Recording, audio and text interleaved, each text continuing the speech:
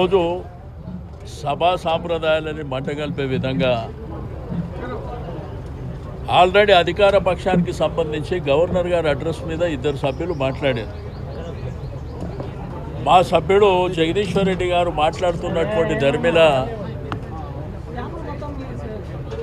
వారు ప్రతిసారి అతని ఇబ్బంది పెట్టేటువంటి ప్రయత్నం జరుగుతుంది కూడా మీరందరూ చూశారు. ఈరోజు జగదీశ్వర్ రెడ్డి గారు శాసనసభలో ఏం మాట్లాడిండో మీరు లైవ్ ద్వారా చూశారు. ఈ సభ అనేది అందరి సభ్యులకు సమానమైనటువంటి హక్కు ఉంటుందని, ఈ సభ ఎవరి సొంతం కాదని వారు చెప్పినారు.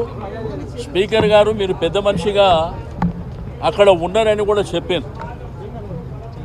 ఈరోజు ప్రసాదరావు గారంటే, స్పీకర్ గారంటే అందరికీ గౌరవం. వారిని యునైనిమస్గా ఎలక్ట్ చేయడానికి కూడా మేము సహకరించినటువంటిది.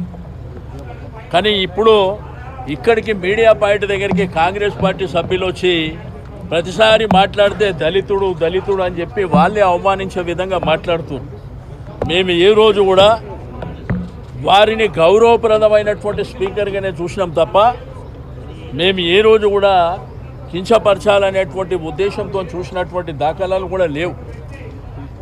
అసలు జగదీశ్వర్ రెడ్డి గారు మాట్లాడింది ఈ సభ అనేది అందరిది, ఈ సభ ఎవరి సొంతం కాదు అనే విధంగా వారు మాట్లాడారు. మీరు స్పీకర్ గారు పెద్ద మనిషిగా అక్కడ కూర్చున్నారని కూడా మాట్లాడారు. వాళ్ళకి ఏం తప్పు అనిపించిందో సస్పెండ్ చేయాలి అని మాట్లాడుతున్నారు. అది కరెక్ట్ కాదు. ఎందుకంటే ఈ యొక్క శాసనసభలో మా ప్రతిపక్ష నాయకులైనటువంటి కేసీఆర్ గారికి ఛాంబర్ లేకుండా చేసిన ఆ అవమానాన్ని మేము భరించినాం. మీరు చూసినారు ఈ యొక్క శాసనసభ సమానమైనటువంటి, అక్కడ అధికార పక్షానికి కానీ ప్రతిపక్షానికి కానీ, అక్కడ ముఖ్యమంత్రి ఛాంబర్ కానీ ఇక్కడ ప్రతిపక్ష నాయకుని ఛాంబర్ కానీ గౌరవప్రదంగా ఉన్న అవమానపరిచారు. పిఎస్సి చైర్మన్ మాకు హక్కుగా వచ్చేది అక్కడ కూడా అవమానపరిచారు. నిన్న కూడా చూస్తే ముఖ్యమంత్రి గారు మాట్లాడారు, స్ట్రేచర్ అని స్ట్రక్చర్ మీద వండుకుండని, తర్వాత మార్చూరి పోతాడనే ఒక తెలంగాణ రాష్ట్రాన్ని సాధించినటువంటి ఒక మహానాయకుడు, 10 సంవత్సరాలు అద్భుతమైనటువంటి పరిపాలన అందించినటువంటి కేసీఆర్ని పట్టుకొని మార్చూరికి అంటే ఎవరైనా కానీ, ఏ నాయకుడు ఎంతటి నాయకుడైనా కానీ ఎదుటివారి చావును కోరుకునేటువంటి నాయకుడిని ఎక్కడైనా చూస్తామా మనం? ఈరోజు ఏంటంటే ప్రతిదీ డైవర్షన్ పాలిటిక్స్. ఇప్పుడు మీడియా పాయింట్ దగ్గర కూడా మేము మాట్లాడడానికి వస్తే అక్కడ కూడా మాట్లాడేయకుండా వాళ్ళందరూ ఒకళ్ళకొకళ్ళు వచ్చి మాట్లాడేటువంటి కార్యక్రమాలు చేయడం కూడా మీరు చూస్తూ, సభ అనేది సాంప్రదాయాల ప్రకారం నడవాలనేటువంటి ఉద్దేశం ఈ ప్రభుత్వానికి ఏ కోశాన కూడా లేదు. మేము బుల్డోజ్ చేస్తాం, మా ఇష్టం ఉన్నది మాట్లాడతాం, మీరు వింటే వినాలి లేకపోతే లేదు, మా ఇష్టానుసారం చేసుకొని పోతాం. ఇక్కడంట 15 నెలలల్లో వాళ్ళు బ్రహ్మాండమైనటువంటి పరిపాలన ఇచ్చింది, ప్రజలు చూసారు. డెఫినెట్గా ప్రజల సమక్షంలో అవన్నీ ఉన్నాయి.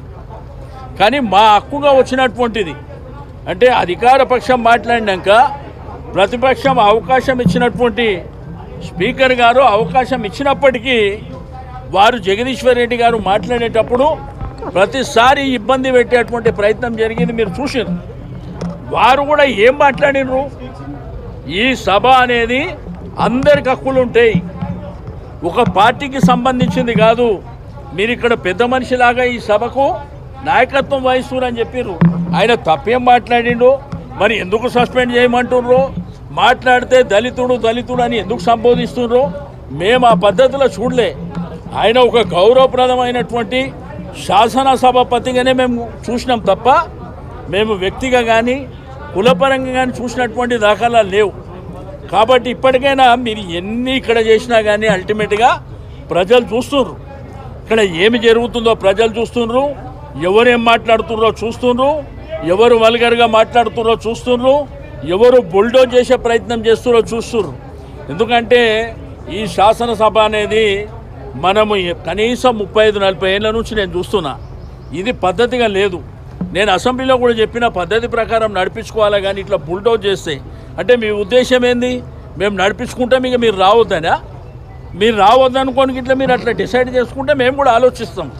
కానీ ఇది పద్ధతిగా లేదు. అక్కడ జరిగింది మీరు కూడా టీవీ లైవ్లో చూడండి. ఆయన అన్పార్లమెంట్ కానీ కించపరిచినట్టు కానీ ఒక్క పదం అన్న ఉందో మీరే ఒకసారి చూసి ప్లే చేయండి. మాట్లాడని దానికి ఏదో నిన్న మొన్న ముఖ్యమంత్రి గారు ఇక్కడ శాసనసభలో కాంగ్రెస్ పార్టీ మీటింగ్ పెట్టినప్పుడు, వారి యొక్క లెజిస్లేచర్ మీటింగ్ పెట్టినప్పుడు మరి వారు ఏదో మీరు గట్టిగా ఉండాలని పేపర్లో టీవీలో చూసినాం. మరి అది చూపించడానికి వీళ్ళు ప్రయత్నం చేస్తున్నారో తెలియదు. కానీ అక్కడ జరిగినటువంటి అంశాన్ని క్లియర్గా అక్కడ మాట్లాడింది ఏమీ లేదు జగదీశ్వర్ రెడ్డి గారు. రెండోది, ఆయనకు వచ్చిన అవకాశాన్ని మధ్యలో వాళ్ళు ఇంటర్వ్యూన్ అయ్యి ఓసారి ఒక విప్ గారు మాట్లాడతారు, ఒక మంత్రి గారు మాట్లాడతారు. ప్రతిసారి ఆటంకం కలిగించేటువంటి ప్రయత్నం చేయడం కూడా కరెక్ట్ కాదు. తప్పకుండా అల్టిమేట్గా ప్రజలు నిర్ణయిస్తారు.